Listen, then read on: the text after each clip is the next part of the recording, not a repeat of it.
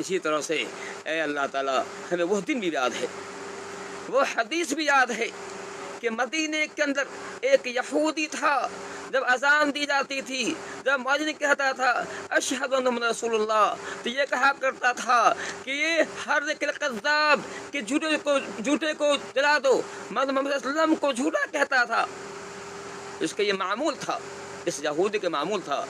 ایک دن اس کا ایک خادم، ایک نوکر آگ لے کے آتا ہے، آگ کو تاپنے یا ہاتھ سیکنے کے لیے یا کسی کام کے لیے وہ آگ لے کے آتا ہے، اور اس کے ہاتھ سے آگ گر جاتی ہے اور آگ لگ جاتی ہے، اس کا پورا گھر جل جاتا ہے، جب وہ خود مارا جاتا ہے۔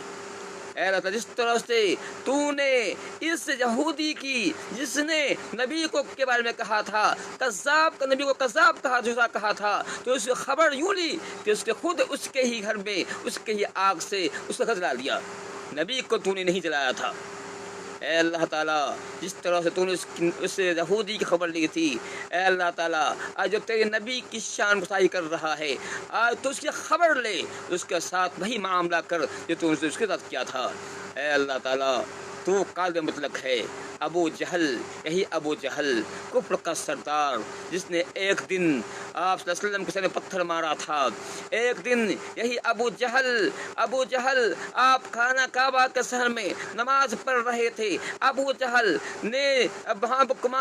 کفار قریش وہاں کی بھیڑ جمع تھی، اس نے کہا تھا کہ اس محمد نے ہمارے ساتھ جو معاملہ کیا ہے تم پر مخفی نہیں ہے، ہم جا رہے ہیں پتھر سے کچل دیں گے، چاہے تمہارا ساتھ دو نہ دو۔ سب نے کہا تھا تمہارا ساتھ دیں گے۔ ابو جہل پورے تاؤں میں آیا تھا، بڑا پتھر ہاتھ میں لیے ہوا تھا، آپ سجدے میں پڑے تھے، وہ چاہتا تھا کہ آپ کے سر کو پتھر سے کچل دے، لیکن جیسے ہی وہ آگے بڑھا تھا، پھر وہ اپنا ہاتھ کو بچاتا ہوا بالکل بچاؤ کی شکل میں پیچھے ہٹنے لگا تھا، اور اپنے بستے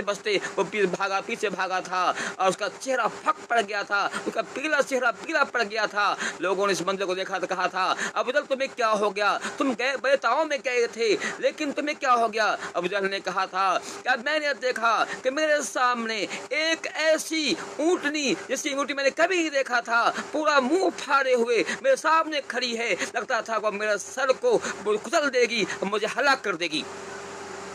اے اللہ تعالیٰ، جس طرح تو نے ابو جہل کے لیے اس اونٹنی کو مسلط کیا تھا کہ وہ ابو جہل نبی صلی اللہ علیہ وسلم کی کوئی ایجا بچا نہ سکا تھا، واپس آیا تھا، ایسے ہی تو ان پر جو ہے اپنے کسی جانور کو مسلط کر دے۔